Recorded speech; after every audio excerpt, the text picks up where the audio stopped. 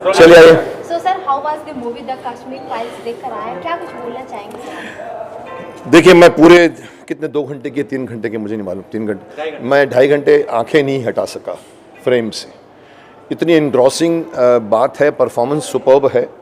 और मैं तारीफ़ करना चाहूँगा विवेक अग्निहोत्री का, जिसने 30 साल से पुराना 30 साल पुराना सत्य, तू इधर आ, एक में भैया, एक उधर से तो मैं विवेक जी की तारीफ करना चाहूँगा, जिन्होंने 30 साल पुराना सच लोगों के सामने लाया। ये सच ऐसा होता है कि जैसे कहते हैं कि अगर आप गलत न्यूज़ दो तो आप पाप कर रहे हो, लेकिन अगर आप सच न्यूज़ हो उसको छुपा के रखो तो उससे भी बड़ा पाप होता है। क्यों छुपाया गया 30 सालों से, क्यों छुपाया गया 30 सालों से हमें इस सत्य से? मैं तो जानता हूँ क्योंकि मेरी फैमिली में भी ये हुआ है, मेरी फैमिली में भी ऐसे विस्थापित हुई है फैमिली मेरे वहाँ से मेरे, तो मुझे पता है, मैंने कहानियाँ सुनी हुई हैं। लेकिन एक कॉमन मैन तो यही समझता है कि भाई उस कॉमन मैन को ये कोई समझाएगा कि अपने ही देश के एक कमरे से निकलकर एक दूसरी कमरे में आप जा रहे हो और आपको शरणार्थी बोला जा रहा है। 30 साल तक वो शरणार्थी हैं।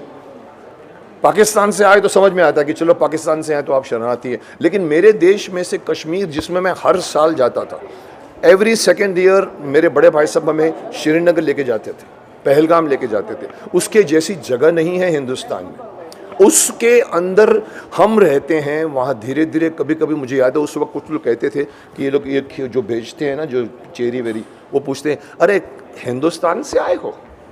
अब वहाँ पहली बार लगा था कि कहीं ना कहीं कुछ गड़बड़ है, और ये गड़बड़ इतनी बड़ी लेवल पे गई है। मुझे हैरानी है कि किसी ने, और मुझे सरकार से भी हैरानी है, सरकार को भी मैं दोषी ठहराऊंगा कि क्यों आपने 30 सालों तक इन लोगों को वापस उनके घर तक नहीं पहुँचाया, क्यों नहीं घर दिया उनको, क्यों? और अगर मोदी जी ने भी कहा था अपने 2014 के इलेक्शन जब जीत कर आए थे, बोला मैं हिंदू पंडितों को स्थापित करूंगा। मैंने कहा था अगर ये कर जाएंगे ना तो ये सुपर हीरो बन जाएंगे, शक्तिमान बन जाएंगे, लेकिन नहीं हुआ। 8 साल बीत गए हैं, अभी भी एक मेकर को एक ऐसी फिल्म बनानी पड़ती है जिसके ऊपर कंट्रोवर्सी खड़ी हो गई है। कई बड़े बड़े प्रमोशन नहीं करने दे रहे हैं, और मुझे हैरानी है उन बड़े बड़े जो सो कॉल्ड प्रमोट करते हैं अपने शो में पिक्चरों को, वो इनको नहीं करने दे रहा। ये मुझे अंदर की बात बताई गई है, विवेक अग्निहोत्री ने खुद भी कहा है। और एक हैरानी की बात मैं कहना चाहूँगा, शेयर करना चाहूँगा, क्योंकि मैं उस डायरेक्टर को जानता हूँ, मेरे इंस्टीट्यूट से ही है, कश्मीरी पंडित खुद है, उनकी पत्नी का मैंने रिव्यू पढ़ा। मुझे हैरानी हुई कि क्या सोचकर आप कर रहे हैं।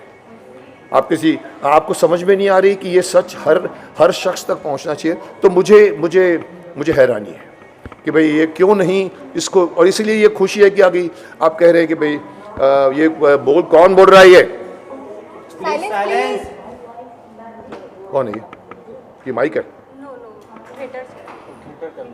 ओके, चलिए, सो आई एम सॉरी। तो मैं ये कह रहा था कि you have to understand that this news has to reach every, और टैक्स फ्री हो रहा है। मुझे बताया गया कि लोग टैक्स फ्री कर रहे हैं, स्टेट ने, कुछ स्टेट्स ने कर भी दिया है। मैं चाहूँगा पूरे हिंदुस्तान में टैक्स फ्री करिए, इस फिल्म को प्रमोट करिए। अगर ये बड़े बड़े प्रोमोटर्स प्रमोट नहीं करते, एक बड़े हमारे इंडस्ट्री में लोग पता नहीं क्यों अपने आप को भारत से अलग प्रूव करते हैं। अगर ये भारतवासियों का दुख आपको समझ में नहीं आ रहा है तो आप हमारे देश के वासी नहीं हैं।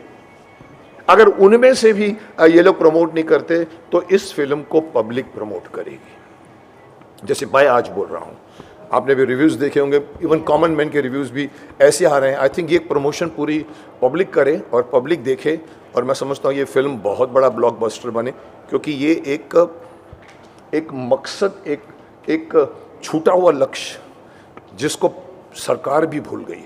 जब हुई थी, मैं समझता 1990 उस वक़्त सरकार कोई और थी, उस वक़्त नहीं हुआ। उसके बाद भी सरकार आई, फिर भी नहीं कुछ हुआ। लोग अपने अपने जगह पर क्यों? So I hope that this film reaches to masses and it reaches to everybody. It is reaching globally. मैंने सुना इवन वर्ल्ड में भी लोग रिएक्ट कर रहे हैं, बिकॉज ये वर्ल्ड क्लास फिल्म बनी है।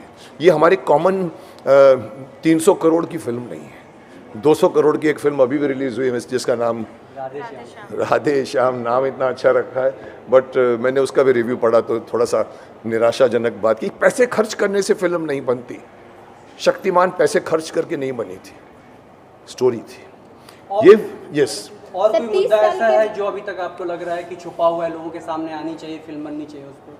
और मुद्दा besides this Kashmir Yeah. Kashmir और भी कोई ओवरऑल कोई भी Apart ऐसा from मुद्दा this. जो जानना जरूरी है देश कश्मीर के बारे में कि में? कश्मीर या कोई भी देश में कोई भी मुद्दा उठा लीजिए साहब ऐसे तो बहुत मुद्दे हैं जो सबसे स्पेशल लग रहा हो कि बहुत लेट हो रही है, उस पर आनी चाहिए, लोगों को जागरूक होना चाहिए। जैसे आप कह रहे हो कि भी आर्टिकल 370 आ गया है, उसको हटाने की कोशिश की जा रही है।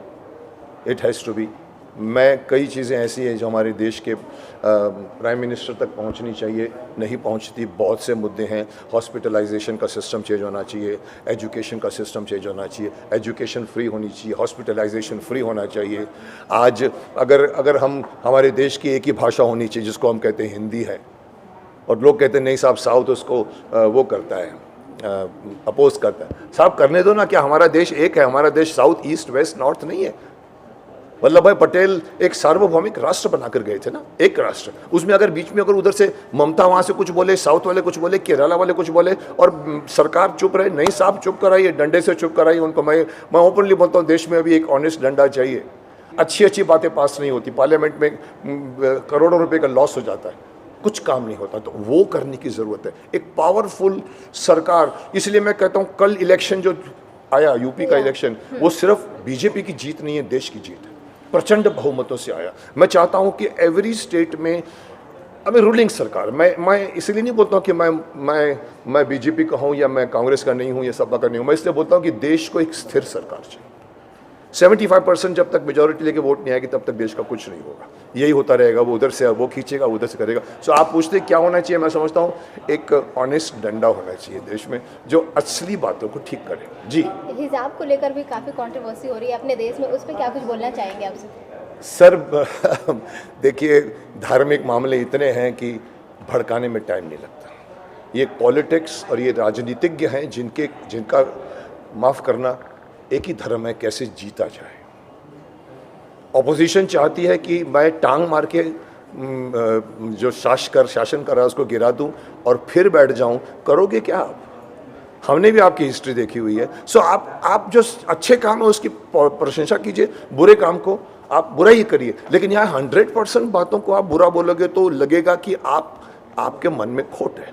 तो ये हिजाब का केस हो या कोई भी केस हो, ऐसा टू द मेन पॉइंट ठीक है, लेकिन जब ये पार्टी पकड़ती है, वो पार्टी पकड़ती है और फिर जब झगड़ा करती है ना, तो वो मसला साइड में रह जाता है और सीटें गिनने की बात में आ जाती है। ओके, अगर द कश्मीर फाइल्स की बात की जाए, परफॉर्मेंस वाइज किस तरह से आप बताना चाहेंगे? ये मिथुन दा हो गए, अनुपम खेर हो गए, दर्शन रावल हो गए, पल्लवी जोशी हो गई, किस तरह से आप बताना चाहेंगे? देखिए, अगर मैं परफॉर्मेंस करूँ, सबने बहुत ग्रेट परफॉर्मेंस किया है। मैं अनुपम जी तो डेफिनेटली ग्रेट ही किया है, लड़की ने भी ग्रेट किया है जिसका नाम पल्लवी जोशी है, वेरी फाइन एक्ट्रेस। नेगेटिव होते हुए भी उसने कोशिश की है उसको पॉजिटिव बनाने की अपने तरफ से। उसको बिलीफ बोलते हैं। जैसे चौधरी सारंग सबको गोली मारता था लेकिन वो अपने आप को बोलता था मैं पॉजिटिव हूँ। She did that, but the credit goes to that boy which I have never seen before, Darshan. मुझे नहीं पता कि कौन सी फिल्में की हैं उसने, बट लास्ट की 10 मिनट की स्पीच वॉज टेरिफिक। ओके, जैसे कि बॉलीवुड को माना जाता है आईना, सच का आईना, लेकिन कश्मीर फाइल को बनाने को उनको 30 साल क्यों लग गया? सर देखिए बहन जी, आपको एक बात बताऊं, एक ज़माना था जब 2 बीघा ज़मीन बनती थी, गुमराह बनती थी, दहेज के ऊपर फिल्म बनती थी, और हम कहते थे फिल्में जो हैं वो समाज का आईना है। आजकल फिल्में एक प्लेटफॉर्म हो गई है लोगों को बिगाड़ने के लिए, अपनी बात कहने के लिए। आप ऐसी ग्लैमराइज बातें करती हैं, यूथ बिगड़ रहा है। आज का जो सोशल मीडिया है उसने इतना बिगाड़ दिया। So there is nothing like कि फिल्म जो है वो समाज का आईना है। आज उल्टा हो गया, आज फिल्म बच्चों को सिखा रहा है। ऐसी ऐड बनती है जहाँ कहते हैं दूर दूर बैठो, नज़दीक मत बैठो, हमारा एक जुड़ा परिवार को तोड़ते। So there is something wrong going somewhere where you need to have censor on the advertisements also, censor on. मैं तो आपके सामने मुँह पे बोलता हूँ, आपके न्यूज़ चैनल्स को भी सेंसर करना चाहिए क्योंकि आप नेगेटिव न्यूज़ बहुत दिखाते हैं। ओके, जैसे कि जिन्होंने कश्मीर फाइल मूवी देखी, जो कश्मीरी पंडित थे, वो काफ़ी जन रो पड़े, तो आप कितना फील करते हैं उनके प्रेम को? मैं कश्मीरी नहीं हूँ, मैं हिंदुस्तानी हूँ, और हिंदुस्तानी के हिसाब से मेरा दिल बहुत टच किया है। मेरे घर में एक मेरे भतीजे की वाइफ वहाँ से श्रीनगर से उनके परिवार को भागा है, तो मुझे रियलिटी मालूम है। आंसू आए नहीं, बट अप्रिसिएशन मेरे को बहुत आया। एक चीज़ में तालियां बजी थी लास्ट में जो फिल्म की, उसमें मेरी भी एक ताली थी। So definitely, film is Vivek Agnihotri has done and शिद्दत से फिल्म बनाई है। ये फिल्म इतनी आसानी से नहीं बनी है। ये फिल्म की एक शॉट्स आप देखिए, शूट करने को बहुत टाइम लगा होगा, और ये एक ने उठाया है, तो मैं उसको कहूँगा विजयी भाव। और ये फिल्म सब तक पहुँचनी चाहिए, और ये कश्मीरियों को इज़्ज़त के साथ में श्रीनगर ला के जाना चाहिए। मिलिट्री के टैंक्स खड़े कर दो सामने और उनको प्रोटेक्शन दो। I hope this film is a start. Okay, thank you so much, welcome, thank you. Bye bye.